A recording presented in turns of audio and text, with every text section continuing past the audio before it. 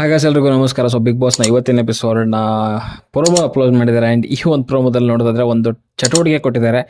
So big boss ಮನೆ ಈಗ big boss resort ಆಗಿ ಕನ್ವರ್ಟ್ ಆಗಿದೆ. ಆ್ಯಂಡ್ ಅಲ್ಲಿ 2 ತಂಡಗಳಾಗಿ ಮಾಡಿದ್ದಾರೆ. ಸೊ ಒಂದು ತಂಡದಲ್ಲಿ ರಜತ್, ತ್ರಿವಿಕ್ರಮ್, ಮೋಕ್ಷಿತ ಮತ್ತು ಧನರಾಜ್ ಆ್ಯಂಡ್ ಭವ್ಯ ಅವರಿದ್ದಾರೆ. ಸೊ ಇನ್ನೊಂದು ತಂಡದಲ್ಲಿ ಚೈತ್ರ, ಮಂಜು, ಐಶ್ವರ್ಯ, ಹನುಮಂತ ಮತ್ತು ಗೌತಮಿ ಅವರು. ಸೊ ಈ 5 ಜನರ ಒಂದು ಸಪ್ರೇಟ್ ಆಗಿ 2 ಗ್ರೂಪ್ಗಳನ್ನು ಮಾಡಿದ್ದಾರೆ. ಸೊ ಇಲ್ಲಿ ಒಂದು ತಂಡಕ್ಕೆ ಸೊ ಗೆಸ್ಟ್ ಆಗಿ ಒಂದು ಚಟುವಟಿಕೆ ಕೊಟ್ಟಿದ್ದಾರೆ. ಇನ್ನೊಂದು ತಂಡಕ್ಕೆ ಆ ಒಂದು ರೆಸಾರ್ಟ್ನ ಮ್ಯಾನೇಜ್ಮೆಂಟ್ ಒಂದು ತಂಡವಾಗಿ ಆಯ್ಕೆ ಮಾಡಿದ್ದಾರೆ ಅಂತಲೇ ಹೇಳ್ಬೋದು. ಸೊ ಇಲ್ಲಿ ಫಸ್ಟು ಸೊ ರೆಸಾರ್ಟ್ಗೆ ಗೆಸ್ಟ್ ಆಗಿ ಬಂದಿರುವಂಥವ್ರು ತಂಡ ಯಾವುದು ಅಂತಂದರೆ ಚೈತ್ರ, ಮಂಜು, ಐಶ್ವರ್ಯ, ಹನುಮಂತ ಮತ್ತು ಗೌತಮಿ ಅವ್ರ ತಂಡ. ಸೊ ಆ್ಯಂಡ್ ಇಲ್ಲಿ ಅವ್ರನ್ನ ಒಂದು ರೀತಿಯಲ್ಲಿ ಆತಿಥ್ಯ ವಹಿಸ್ಕೊಂಡಿರುವಂಥವ್ರು ರಜತ್, ತ್ರಿವಿಕ್ರಮ್, ಮೋಕ್ಷಿತ, ಧನರಾಜ್ ಆ್ಯಂಡ್ ಭವ್ಯ ಅವರು.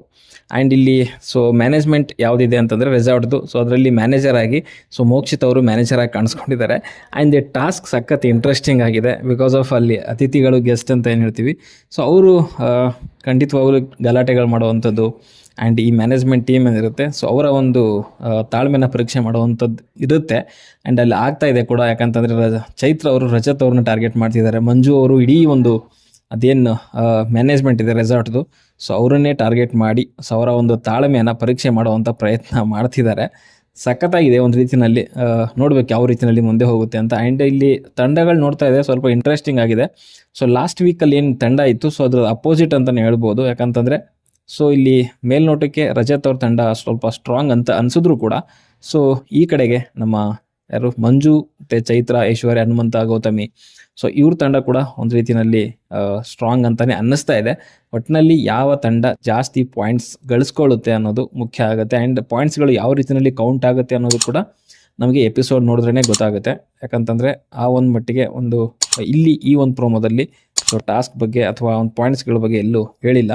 ಸೊ ಟಾಸ್ಕ್ ನೋಡಿದಾಗಲೇ ಗೊತ್ತಾಗುತ್ತೆ. ಆ್ಯಂಡ್ ಇಲ್ಲಿ ಚೈತ್ರ ಅವರು ರಜತ್ ಅವ್ರನ್ನ ಟಾರ್ಗೆಟ್ ಮಾಡ್ತಿದ್ದಾರೆ. ಸೊ ಅವರೇನೆ ಸ್ವತಃ ಟೇಬಲ್ ಮೇಲೆ ನೀರು ಚೆಲ್ಲಿ ಸೊ ಕ್ಲೀನ್ ಮಾಡಿಸ್ತಿದ್ದಾರೆ. ಆ್ಯಂಡ್ ಬ್ರೆಡ್ ಜಾಮ್ ಕೊಡೋಕ್ಕೂ ಬರೋದಿಲ್ಲ ಹಾಗೆ ಹೀಗೆ ಅಂತಲೇ ಕೆಲವೊಂದು ಮಾತುಗಳು ಬರ್ತಿದೆ. ಸೊ ಎಪಿಸೋಡಲ್ಲಿ ನೋಡಬೇಕು ಯಾರು ಟ್ರಿಗರ್ ಯಾರಿಗೆ ಮಾಡಿದ್ರು, ಏನು ಎತ್ತಾಯಿತು ಅಂತ ಹೇಳ್ಬಿಟ್ಟು. ಓಕೆ.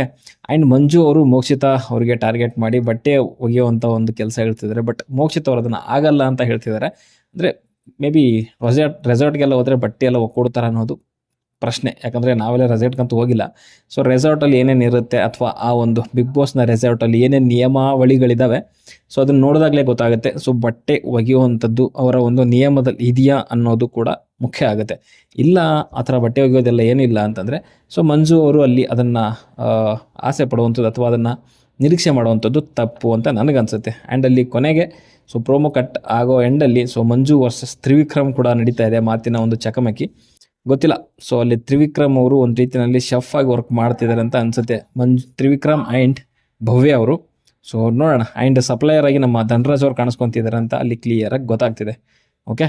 ಸೊ ಇಷ್ಟಿತ್ತು. ಸೊ ಮತ್ತೆ ಹೇಳ್ತಾ ಇದ್ದೀನಿ, ರಜತ್ ಆ್ಯಂಡ್ ನಮ್ಮ ಧನರಾಜ್ ಅವರು ಸಪ್ಲೈಯರ್ ಆಗಿ ಕಾಣಿಸ್ಕೊತಿದ್ದಾರೆ. ತ್ರಿವಿಕ್ರಮ್ ಆ್ಯಂಡ್ ಭವ್ಯ ಅವರು ಶೆಫ್ ಆಗಿ ಆ್ಯಂಡ್ ಮೋಕ್ಷಿತ್ ಅವರು ಆ ಒಂದು ರೆಸಾರ್ಟ್ನ ಮ್ಯಾನೇಜರಾಗಿ ಕಾಣಿಸ್ಕೊತಿದ್ದಾರೆ. ಆ್ಯಂಡ್ ಅಪೋಸಿಟಲ್ಲಿರುವಂಥ ತಂಡ ಇಡೀ ಒಂದು ಗೆಸ್ಟ್ ಆಗಿ ಆ ಒಂದು ರೆಸಾರ್ಟಿಗೆ ಬಂದಿದ್ದಾರೆ. ಸೊ ಅಲ್ಲಿ ಯಾವ ರೀತಿಯಲ್ಲಿ ಇವರ ಆತಿಥ್ಯವನ್ನು ಸ್ವೀಕಾರ ಮಾಡ್ತಾರೆ ಅಥವಾ ಅವರು ಯಾವ ರೀತಿಯಲ್ಲಿ ಇವರ ಆತಿಥ್ಯವನ್ನು ಕೊಡ್ತಾರೆ ಅನ್ನೋದು ಮುಖ್ಯ ಅಂತ ಹೇಳಲಿಕ್ಕೆ ಇಷ್ಟಪಡ್ತೇನೆ. ಅದಕ್ಕೆ ಈ ವಿಡಿಯೋದಷ್ಟೇ. ವಿಡಿಯೋ ಇಷ್ಟ ಲೈಕ್ ಮಾಡಿ, ಶೇರ್ ಮಾಡಿ, ಚಾನಲ್ ಸಬ್ಸ್ಕ್ರೈಬ್ ಮಾಡ್ಕೊಳ್ಳಿ ಅಂತ ಹೇಳ್ತಾ ಮುಂದೆ ನೋಡೋದು ಸಿಗೋವರೆಗೂ ಟಾಟಾ, ಬಾಯ್ ಬಾಯ್.